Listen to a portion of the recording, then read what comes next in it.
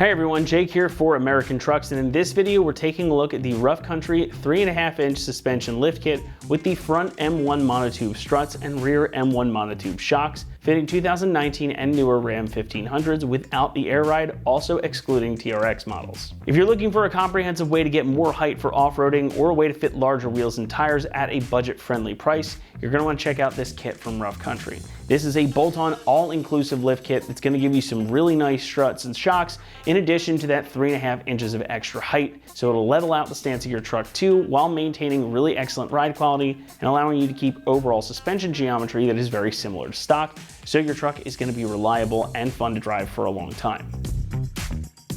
Now there's quite a lot to cover here, so let's start with what you all really want to know about: the height. This is again a 3.5-inch lift, so it's going to provide you with enough clearance to run some larger tires on your truck too.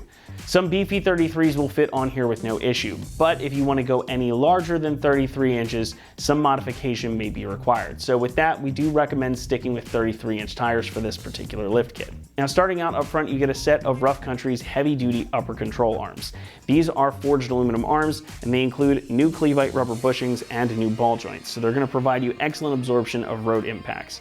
They're also pretty lightweight, they've got a lot of structural integrity here, so they'll hold up to whatever abuse you can potentially throw at them. Now you might have noticed too that the ball joints are angled to accommodate for that lift, so despite adding quite a bit of extra height with this kit, these are going to keep things pretty close to your factory suspension geometry, which means that everything is going to work together nicely, and you'll have a really good ride quality and have a full range of motion, so you can take advantage of that added height. Also up front, you get a set of Rough Country's M1 loaded struts. Now these are going to combine with the control arms to give you that 3.5 inches of lift. And as you can see, these come pre-assembled, new top hats, springs, everything. So there's no need to mess around with spring compressors for the sake of assembly. Just take your old ones out and bolt these right in their place. Now it's a little hard to see here, but these do also feature the ability to adjust the height. So should you want to lower them down later, you have the option to do that. There's just a snap ring around the body of the shock right here that will adjust the height of the spring perch.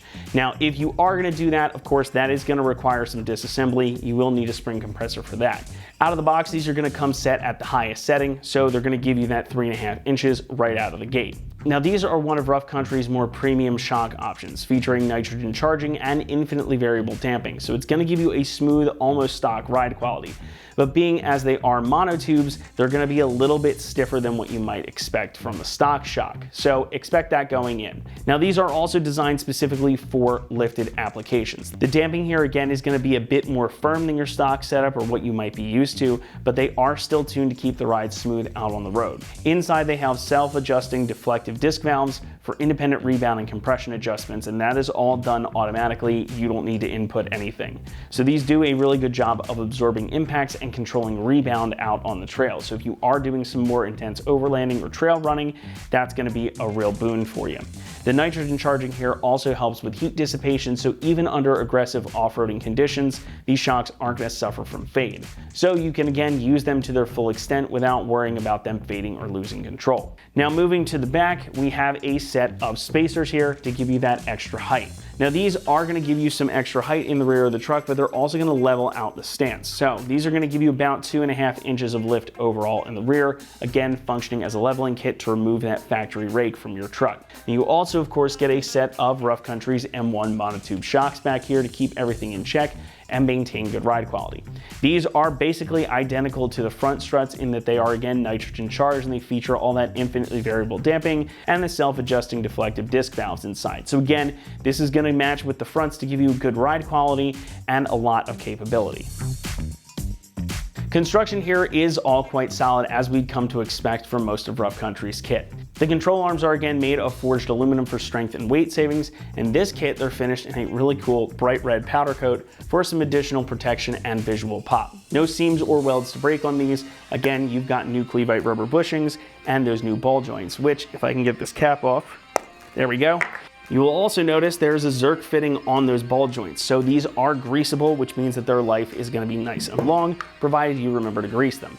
Now, the front struts and the rear shocks have an absolutely massive 2-inch extruded tube with a 45mm bore and an 18mm hardened chrome piston rod. So these are really solid pieces.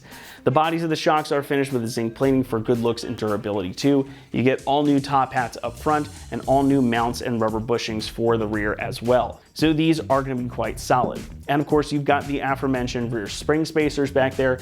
These are made using a heavy-duty composite material, so they're super strong and they're also lightweight, and they're not metal, so they won't rust or they won't crack at the welds either.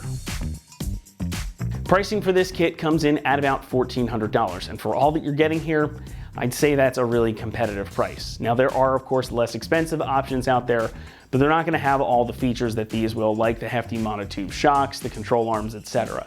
You could also spend a lot more on another kit, but for a truck that's going to see some mixed street and trail usage, maybe one that's going to do some more overlanding and more trail riding than stay your standard truck, this is going to be an excellent option because it'll give you all the capability and control that you want, but it's not going to sacrifice when you have to drive it to and from work. Installation is going to get a 2 out of 3 and will likely take you upwards of 6 hours to complete. Now you can certainly do this at home in your driveway, especially since everything you need to get it done is included, but just remember this is a bit of an involved job. You won't need a spring compressor, but you are going to have to be comfortable disassembling suspension components, and if you're not, professional installation is always an option. But you can do this at home of course because there are no modifications needed to your truck. Again, everything is going to bolt right in. I will however throw in my usual PSA that once you've got this done and your truck is back on the ground, go get a professional alignment done to make sure that everything is aligned properly so your truck drives nice and smooth down the road. With that though, let's head on over to the install bay and we'll walk you through the process. For this install, you need a hammer, impact, pry bar, ratchet, a 21 short and deep socket, 18, 16, 14, and 8mm socket, a 15/16, a 21, 19, 18, 16, 15, 9, and 6mm wrench, a grease gun, and also not shown be a lift and pull jacks. All right, today we're going to be putting a lift kit on our Ram. First, we're going to watch a quick video how to uninstall the front struts. We're going to come back here to uninstall the rest, and then we'll get to the new parts. First things first, guys, of course you want to get your truck up in the air, whether you're using a lift or if you're working on the ground with the jack and jack stands. Now I got my 22 socket here in my air tools. I'm going to get this wheel out of the way so we can get started.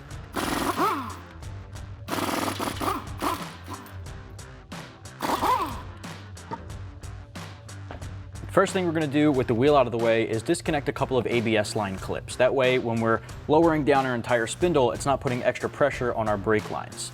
Now this line here, the ABS line and the brake line are connected. So we're going to pull back on this plastic clip to disconnect and slide those guys out. Follow the ABS line up and it's connected to the upper control arm. We're going to wiggle that guy back and forth to disconnect it. Follow it back down to the spindle and there's one more to pull out. All right, now on the back of the spindle, you'll see this metal clip. It's more of an S-shaped. We're just gonna wiggle this rubber grommet out of that. And now you can see this whole thing's loose and has a lot of slack. Next step, we're gonna pick up our 21mm deep socket and we're gonna loosen it and remove the nut holding on our tie rod end. Now what I like to do is once I have that nut off, pull the tie rod end out, and I like to put the nut back on just so we don't lose it. Next, we're going to remove the bottom bolt of our strut. Now, it's a 21mm bolt head with a 15/16 nut on the opposite end. So I've got my wrench on the nut there and my 21 on the bolt head. We're going to get this guy off. Now, we may need a hammer to just tap this out, but if you can wiggle it out, you can do that now. All right, next we want to remove the bottom of our sway bar end link nut and the upper control arm to spindle nut. Those things are going to have the entire spindle drop down, or the lower control arm as well, and we want to make sure we have that weight supported so it doesn't drop down on us. So if you're working on a lift, grab a pull jack at this point. If you're working on the ground, a hydraulic jack will do the trick. All right, next up we're going to grab an 18mm deep socket and loosen and remove the bottom nut of our sway bar end link that connects to the lower control arm. Now in theory, you could remove the top portion that connects to the sway bar, but I find it easier to do it this way just because there's a lot more room to work with and I can get an impact gun on here. So now we can take the 18 and remove it. With this out of the way, when we go to lower this thing down, the sway bar won't stop it from going as low as we need it. All right, so next we want to tackle the upper control arm to the spindle bolt. Now when we're trying to loosen it, this is going to rotate back and forth. In order to keep it from doing that, to make our lives easier, I'm just going to take this nut off and put our tie rod end back on. Now we don't have to tighten it down, but that'll keep it from moving around too much and help us out. With your lower control arm still supported, grab a 13/16 wrench or a 21, and you're gonna go in here and break this upper control arm to spindle nut loose. We have this loose. I'm gonna bring the nut down to a couple of the last threads. We're not gonna completely remove the nut just yet. As you can see, the spindle is still attached to the upper control arm. We need to grab a hammer and break this guy loose so it'll jolt free. If you completely remove this nut, that'll break free and it'll drop down. So this is gonna help catch it. Then we'll come back and remove it. So we're gonna grab a hammer and tap on the actual spindle. You don't wanna hit the upper control arm. You don't wanna risk damaging the bushing. So we're gonna hit this side right here on the spindle.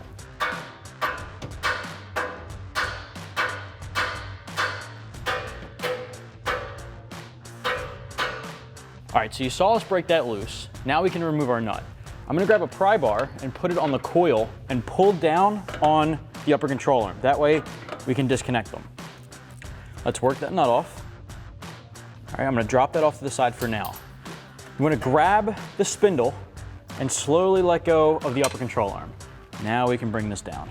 Right now I'm just gonna take that nut and again, just thread it up on the upper control arm just so we don't lose it. All right, now we have our truck lowered a little bit to gain access to the top of our strut. Now there's 3 nuts. If you push this liner back a bit, 1 in the front right here, and then 2 at the back. Now you'll see the wire is actually mounted to the top of that, so we'll be able to pop those off in just a bit.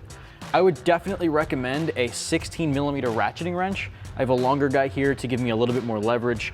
This is gonna make life a lot easier just ratcheting back and forth. Otherwise, you can use a regular wrench or a ratchet and socket if you can get it in there. So let's get these 3 nuts off.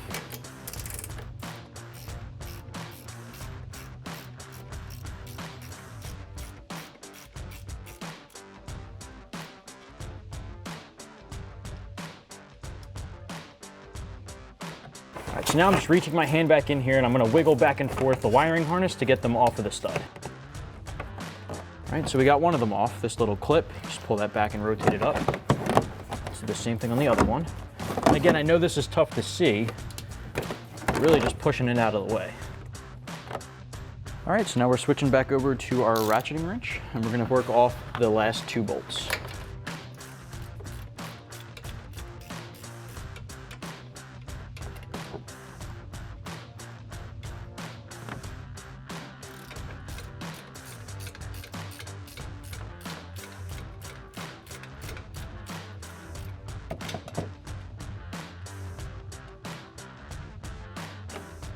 All right, at this point, the strut is loose. We just have to get it out of position. So in order to do that, I'm gonna push down on the entire spindle lower control arm assembly, lift this guy up, and pop it out.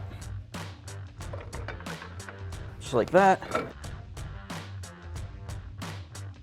All right, since our kit does come with a new upper control arm, we will need to remove our stock one. It's just 2 21mm bolts on either side.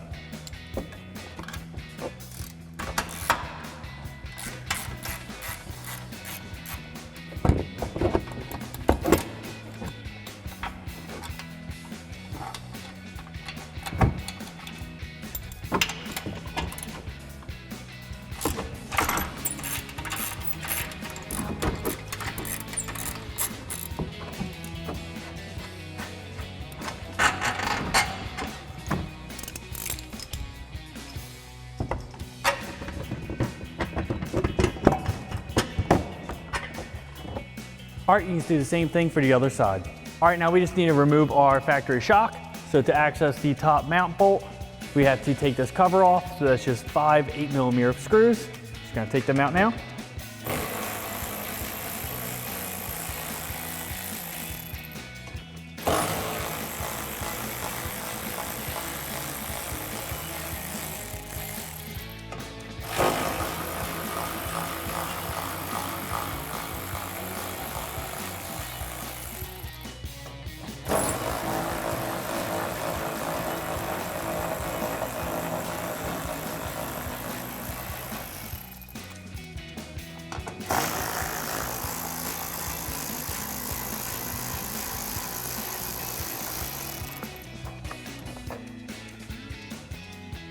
All right, now we're gonna come up to the top mount for our rear shock. We have our 18mm ratcheting wrench and a 9mm wrench to hold the top. We're just gonna take that off.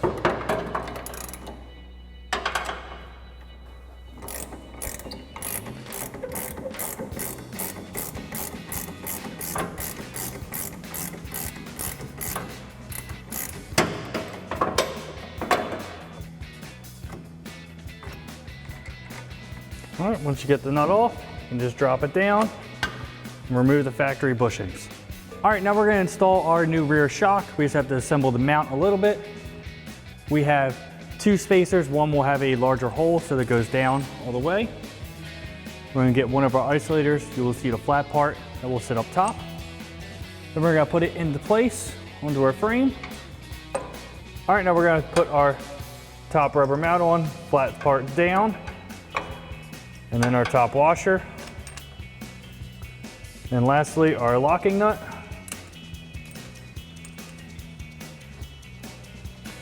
And we can thread that on. All right, then we're gonna grab our 19mm ratcheting wrench and a 6mm wrench to hold the top. All right, and we're just gonna tighten that down.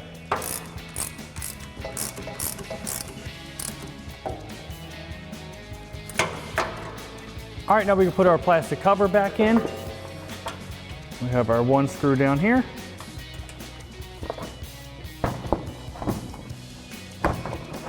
And then we can thread in the rest of them.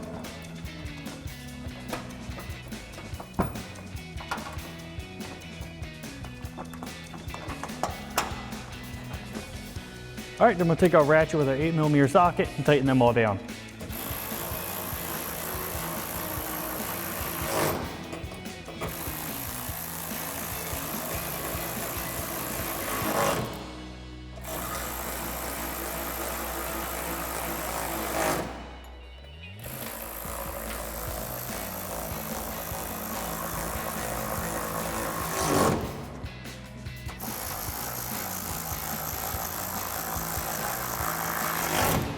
All right, now you go do the same thing on the other side for the other shock.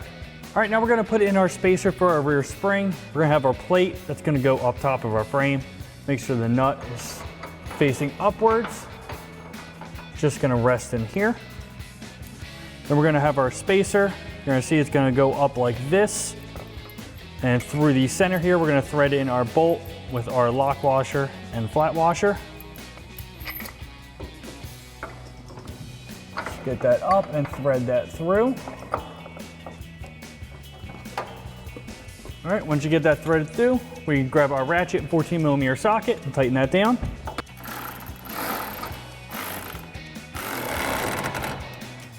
All right, once you have that tightened down, you can take your factory spring isolator and just push that over top. Just like that. Now we can reinstall our springs. All right, now we can put our rear springs into place. Just make sure that you line up the edge of the spring with the isolator up top. All right, go do the same thing for the other one. All right, now we raised our axle up a little bit just to get our lower shock mount lined up. All right, we're gonna reinstall our bolt and our nut. All right, then we're gonna grab our impact and 21mm socket and a 21mm wrench and tighten this down. All right, now we're gonna reinstall our bolt for our sway bar link. Thread that in. We're gonna grab our impact and 16mm socket and tighten that down. All right, now you can repeat those same steps on the other side. All right, now we're gonna come to the front here and we're gonna start by putting in our loaded front strut. All right, so we're gonna get the top lined up and then the bottom. Gonna grab our bottom bolt and put that through the lower mount. All right, we're just gonna put our lower bolt in and thread our nut on. All right, we'll come back and tighten all this.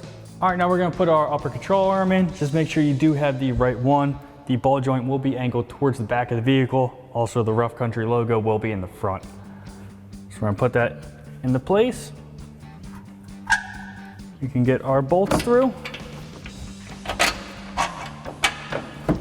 All right, we got our bolt through. We'll put our nut on the back side.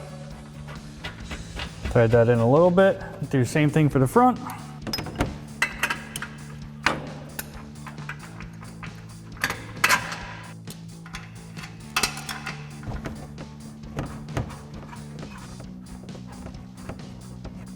All right, now we're gonna get our upper control arm ball joint into our knuckle.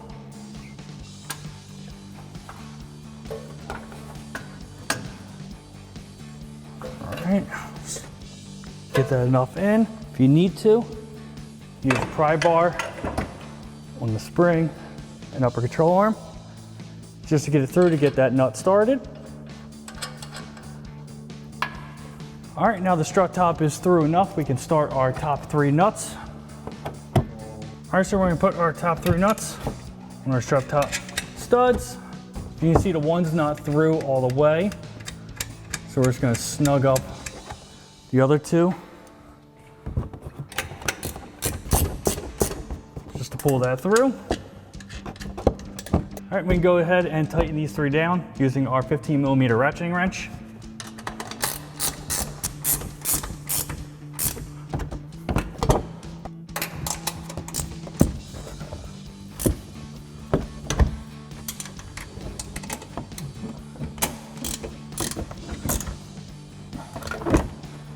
All right, we can put our harness back over the studs here.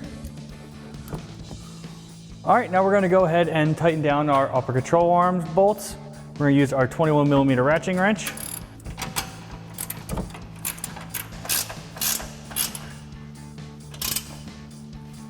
Same thing on the other side.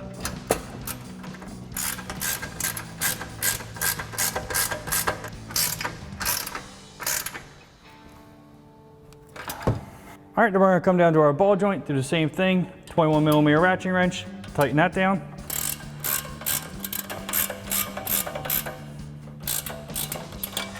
All right, now we're gonna take our grease gun and grease up our ball joint up here. I'm gonna put that on.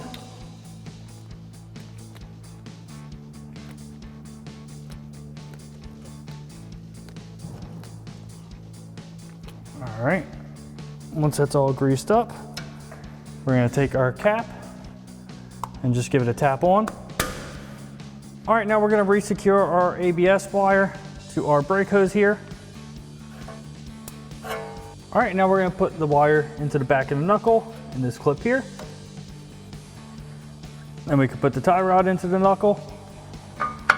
All right, we're gonna put our nut on the bottom of our tie rod. Grab our impact and 21mm socket and tighten that down. All right, now we're gonna tighten our lower strut mount. So we have our 15/16 wrench and our impact and 21mm socket. We're gonna tighten that down.